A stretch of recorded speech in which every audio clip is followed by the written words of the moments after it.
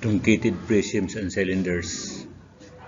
Truncated circular cylinders are solid formed by passing non-parallel plane through a circular cylinder. Volume equals to K times H1 plus H2 over 2.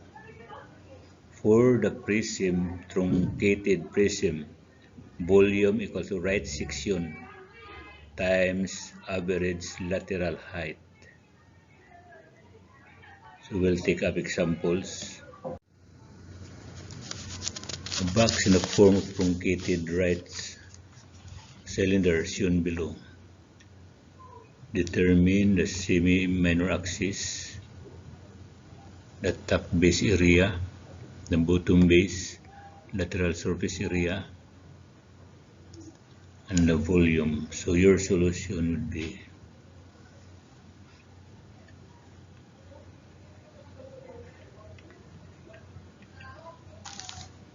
solution semi-major axis. Your A equivalent to R square plus H minus 1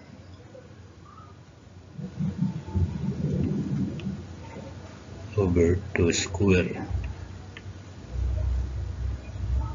equals to 14 square plus 24 minus 18.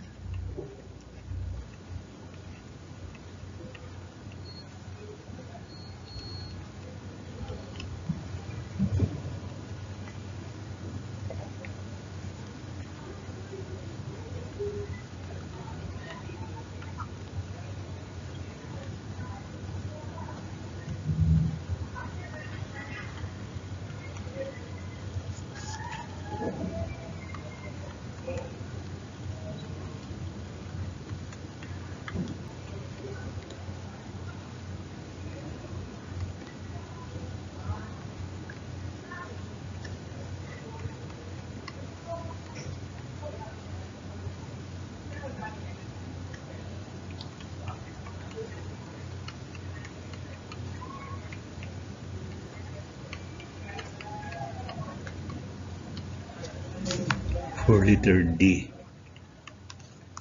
LSA equals to P times L1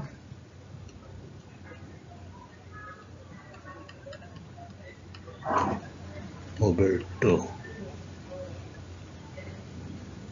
pi R.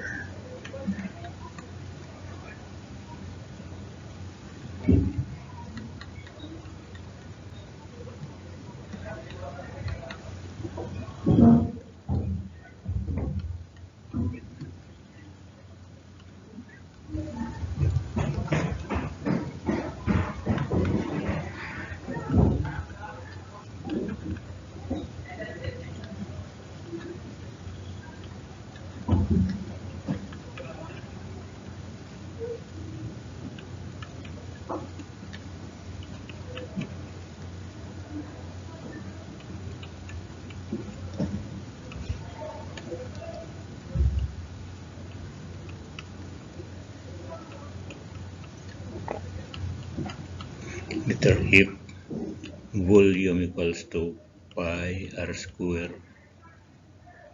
times H1 plus H2 all over 2 equals to pi times 14 square times 18 plus 24 all over 2, 1291 to 9, 4, 2.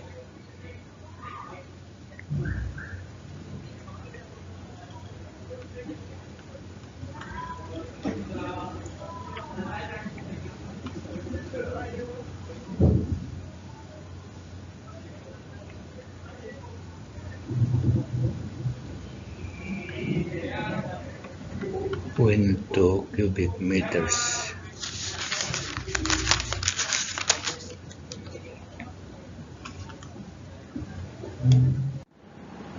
truncated right prism triangular base with right angles yun. So this one is a triangular base. This one 10 meters 90 degrees, so 10 meters 12 meters, but the slant height is 12 16 20. Since this one is not a parallel, the bases are not parallel, so this one truncated right prism with triangular base with right angle. So truncated right prism. So the first thing to do is get the dimensions or the length of AB, this one, the length of AC, then BC, and of course later on we have to solve the top area ABC. So how to solve this one? You have to solve step by step. So solution. Letter A is AB.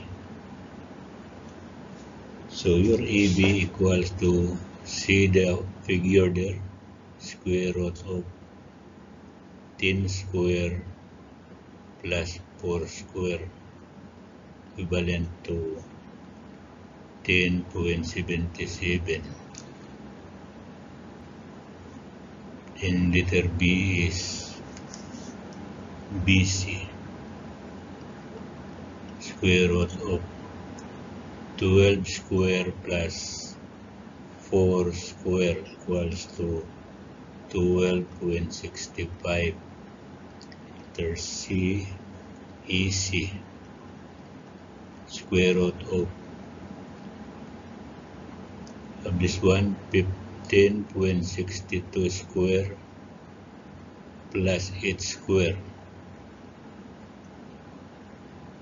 equivalent to 17.6. This 15.62 is coming from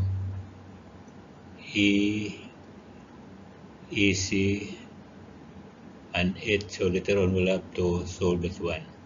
Letter D,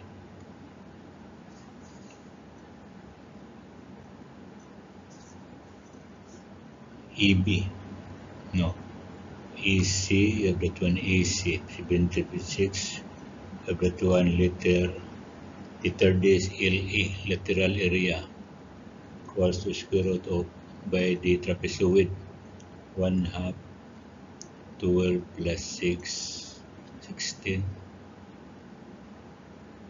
times 10, plus 1/2, 16 plus 20, times 12, plus 1/2,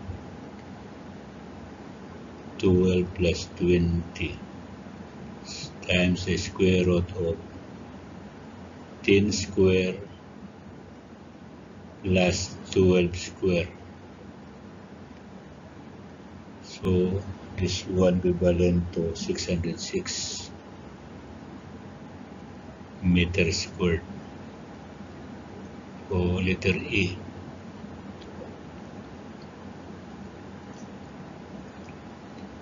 Top base area.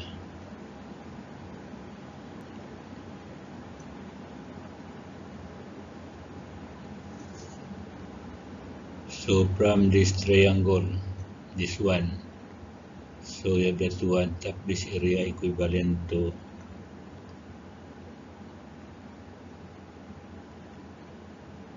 solve for is equals to 10.77 plus 17.6 plus 12.65 all over 2 equals to 20.51. So your area equivalent to square root of 20.51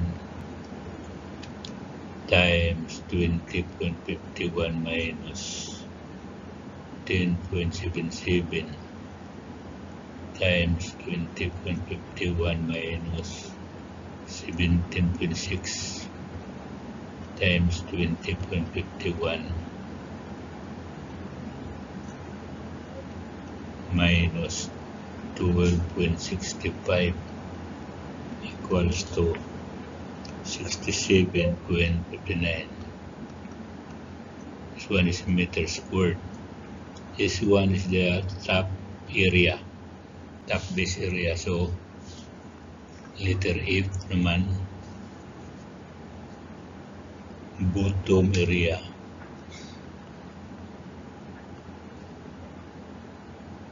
Bottom area equivalent to 1/2 times 12 times 10 equals to 60 meters squared.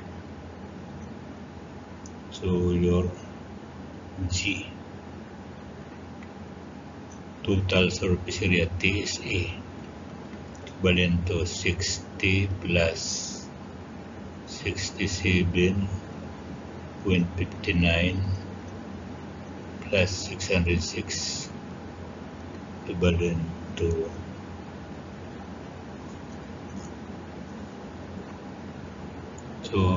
GH volume equals to BH equals to BH is 1/3 times 10 times 12 times 12 plus 16 plus 20 all over 3, equivalent to 640 cubic meters. But for the total surface area, we have this one.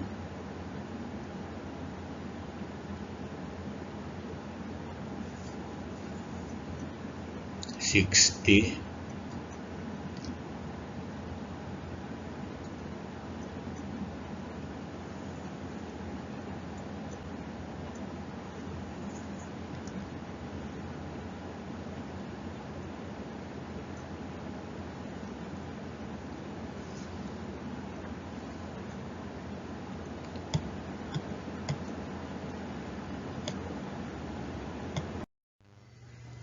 Prismatoid.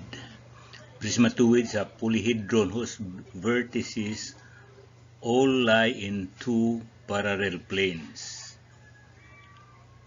Its lateral faces can be trapezoids or triangles. So the formula is volume equals to 1/6 h times E1 plus 4m, meaning the middle area plus E2. So you have this one in the figure. Problem says that ancient Igorot's relics, this one, in the form of prismatoid 6 cm high, 60 cm at the bottom, 80 at the top, then 70 at the middle area. So find its volume. So follow the formula. Volume equals to 1/6 h quantity E1 plus 4m plus E2. So just merely substitute. So you have this one equals to 1/6. Your h is 6. Your E1 is, we have 60 plus 4 times the middle area is 70 plus of course 80. So go direct. The answer here is 420